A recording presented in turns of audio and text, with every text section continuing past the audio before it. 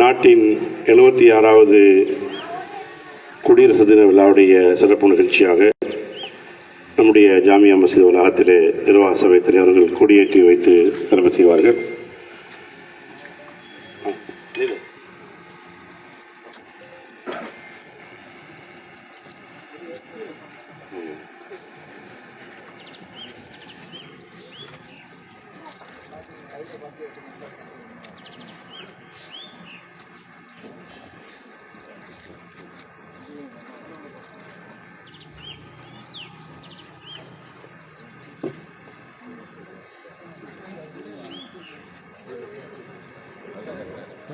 சுருக்குள் இருக்கு சுருக்குள் இருக்குண்ணா வராது.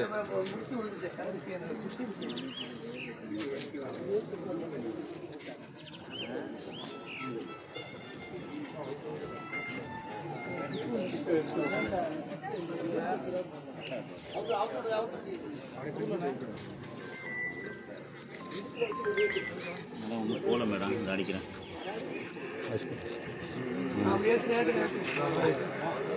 ஓகே தான், பிள்ளை பண்ண ஓகே தான். சரி, இப்போ அழைச்சி வந்துடுறேன். அந்த ஸ்கூலில் ஏற்றிட்டு சார், ஏற்றி முடிச்சாலும் அழைச்சி வந்துடுறேன். நாட்டுப்பண்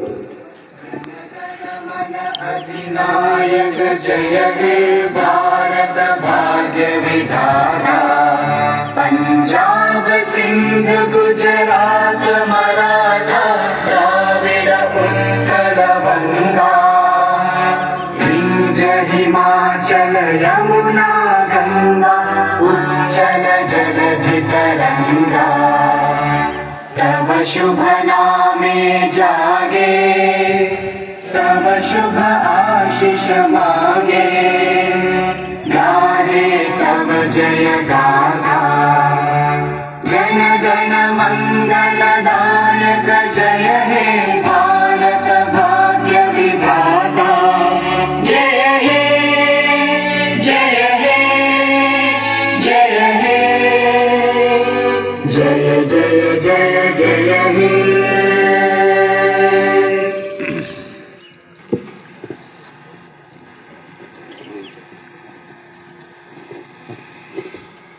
अस्सलामु अलैकुम वरहमतुल्लाहि वबरकातुहू. अऊज़ु बिल्लाहि मिनश शैतानिर रजीम. बिस्मिल्लाहिर रहमानिर रहीम. क़ुल हुवल्लाहु अहद अल्लाहु समद लम यलिद वलम यूलद वलम यकुल लहू कुफुवन अहद. सदकल्लाहुल अज़ीम. நாட்டுடைய 76வது குடியரசு தின விழாவிற்கு இங்கே வருகை தந்து சிறப்பித்துக் கொண்டிருக்கின்ற ஜமாத்தார்கள், பெரியோர்கள், நம்முடைய ஊருடைய இந்நாள் முன்னாள் நிர்வாக பெருமக்கள், நம்முடைய ஊராட்சி மன்றத்துடைய முன்னாள் தலைவர்கள், ஊராட்சியுடைய நிர்வாகத்தில் இருக்கக்கூடிய முன்னாள் பெருமக்கள் அத்தனை பேரையும் இந்த நல்ல நேரத்திலே ஜாமியா மஸ்ஜித் வக்ஃப் நிர்வாக சபையின் சார்பாக அன்போடு வரவேற்று, நாடு சுதந்திரம் அடைந்து 1947 சுதந்திரம் அடைந்து 1950 ஜனவரி 26ஆம் நாள் நம் நாட்டுடைய அரசியல் சாசனம் சட்ட விதிகள் நிர்ணயிக்கப்பட்டு ஏறத்தாழ 76 ஆண்டுகளை நிறைவு செய்திருக்கிறோம். இந்த நல்ல நேரத்திலே 76 ஆண்டு கால வரலாற்றிலே இந்த நாடு மிகப்பெரிய வளர்ச்சியினை அடைந்திருக்கிறது. நாட்டுடைய பொருளாதார வளர்ச்சி, விஞ்ஞான வளர்ச்சி, அறிவியல் வளர்ச்சி, நாட்டுடைய கட்டமைப்பு வளர்ச்சி, இவர்களெல்லாம் நாடு மிகுந்த வளர்ச்சியோடு இந்த 76 ஆண்டுகளிலே நம்முடைய இந்திய திருநாடு பீடுநடை போட்டுக் கொண்டிருக்கிறது.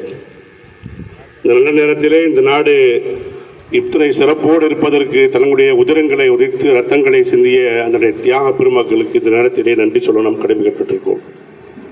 தங்களுடைய வாழ்வாதாரங்களை, பொருளாதாரங்களை, குடும்பங்களை, சொத்துக்களை எல்லாம் இழந்து சிறை கொட்டடியிலே தங்களுடைய வாழ்நாளை கழித்து பலர் தூக்கிலிடப்பட்டு பலர் துப்பாக்கியால் சுடப்பட்டு பல தியாகங்களை இந்த நாடு சந்தித்துத்தான் இந்த குடியரசை பெற்றிருக்கிறது. நாம் எல்லாம் மிகுந்த எந்த தியாகமும் செய்யாமல் அதன் பலனை நாம் இன்றைய காலகட்டத்திலே அடைந்து கொண்டிருக்கிறோம்.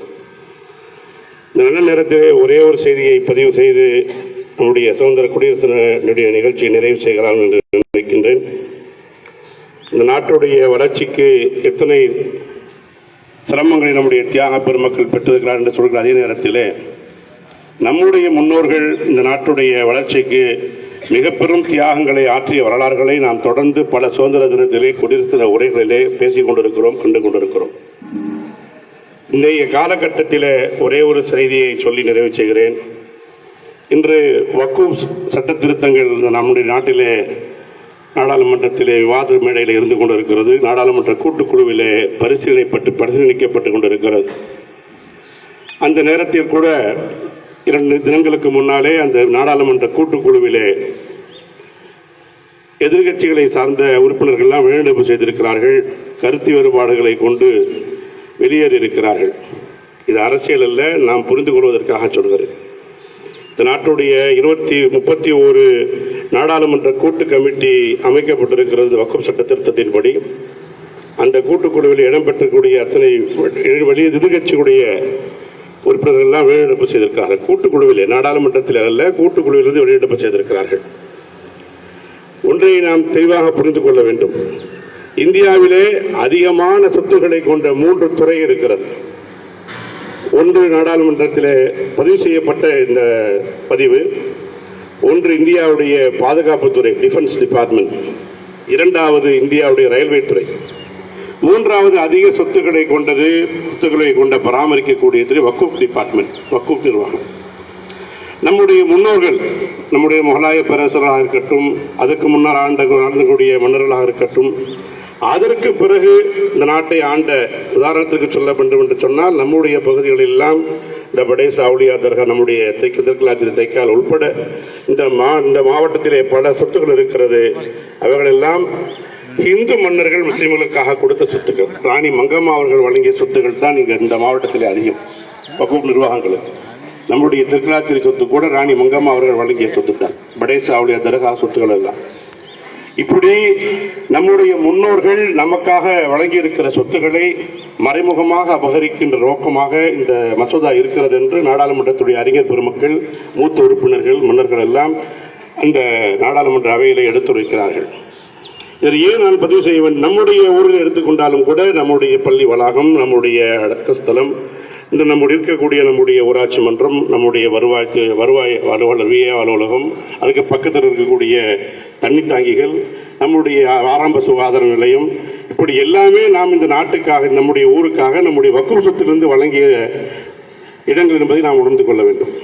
நம்முடைய முன்னோர்கள் நம்முடைய ஊர் வளர்ச்சிக்காக வக்ஃப்களை நமக்காக தான தர்மங்களை வாரி வழங்கியிருக்கிறார். நமது தலைமுறையிலே எனக்கு தெரிந்து யாரும் பெரிதாக நமது ஊருக்காக, பள்ளிக்காக, வக்ஃப்காக, நம்முடைய வக்ஃப் செய்த தானம் செய்தவர்கள் எனக்கு தெரிந்து நம்முடைய இந்த 25 காலத்தில் நம்முடைய ஊரிலே யாரும் இல்லை. ஆனால் நம்முடைய முன்னோர்கள், அது ஆயப்படையாக இருக்கட்டும், திருக்கல்லாத்திரியாக இருக்கட்டும், எடுத்துக்கட்டி சாத்தணும், நம்முடைய எல்லா பகுதியிலும் தங்களுடைய சொத்துக்களை வேடி கணக்கிலே நம்முடைய பள்ளிகளுக்காக, தர்காக்களுக்காக வழங்கி இருக்கிறார்கள். இப்படி நாடு முழுக்க நம்முடைய பெரியோர்கள், அது இந்து மன்னர்களாக இருந்தாலும் சரி, முஸ்லீம் மன்னர்களாக சரி, தொடர்ந்து நம்முடைய கிட்டத்தட்ட 200 ஆண்டுகளாக வழங்கிய சொத்துக்கள் தான் வக்ஃப் சொத்துக்களாக பராமரிக்கப்பட்டு இருக்கிறது. இதனை ஆக்கிரமித்திருக்கிறார்கள். பல ஆக்கிரமிப்புகள் இருக்கிறது, நீதிமன்றத்திலே வழக்குகள் இருக்கிறது. இந்த ஆக்கிரமிப்பை அமைத்த பல கோரிக்கைகள் வைக்கப்பட்டு வருகிற, பல நூற்றாண்டுகளாக வழங்கப்பட்டு வாதாடி கொண்டிருக்கிறார்கள். இப்படி ஆக்கிரமிப்பு போக பாக்கி சொத்துகளையும், மீதியுள்ள சொத்துகளையும் அபகரிக்கின்ற ஒரு சூழ்ச்சியாகத்தான் இந்த வக்ஃப் சட்ட திருத்தம் நாட்டிலே கொண்டு வரப்பட்டிருக்கிறது என்று சொல்லியிருக்கிறார்கள். இந்த நல்ல நேரத்தில் நாம் எல்லாம் உணர்ந்து கொள்ள வேண்டும். நம்முடைய முன்னோர்கள் வழங்கிய இந்த சொத்துக்களை பேணுவதற்கும் பராமரிப்பதற்கும் பாதுகாப்பதற்கும் நம்முடைய ஒவ்வொருவருக்கும் கடமை உண்டு. நாடாளுமன்றத்திலே நம்முடைய உறுப்பினர்கள் கதறி கொண்டிருக்கிறார்கள். ஆகவே இந்த நல்ல நேரத்திலே இறைவனிடத்திலே பிரார்த்திப்போம். நம்முடைய சொத்துக்களை அல்லாஹ் சுப்ஹானஹு வ தஆலாவின் பேராலே வக்ஃப் செய்த வாக்கிஃப்களுடைய துஆக்களை அல்லாஹ் அங்கீகரிக்க வேண்டும். அவர்களுடைய நோக்கங்கள் நிறைவேற வேண்டும். இந்த சட்டங்களை இந்த அரசு திரும்ப பெற வேண்டும் என்று நல்ல நேரத்திலே பிரார்த்தித்தனமாக இந்த சுதந்திர தின உரை நிறைவேற்றுகிறேன். நன்றி. அஸ்ஸலாமு அலைக்கும் வரஹ்மத்துல்லாஹி வபரகாத்துஹு.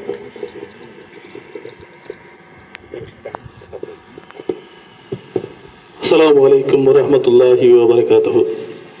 இந்த குடியரசு தின விழாவிற்கு வருகை தந்து சிறப்பித்த ஆயப்பாடி ஜாமியா மஸ்ஜித் வக்ஃப் நிர்வாக சபையினர் மற்றும் ஜமாத்தார்கள், திருக்கலாச்சேரி ஜமாத்தார்கள் மற்றும் மாணவ மாணவிகள் அனைவருக்கும் ஜாமியா மஸ்ஜித் வக்ஃப் நிர்வாக சபையின் சார்பாக நன்றினை தராத்தினை தெரிவித்துக் கொள்கிறேன். அஸ்ஸலாமு அலைக்கும் வரஹ்மத்துல்லாஹி வபரகாத்துஹு.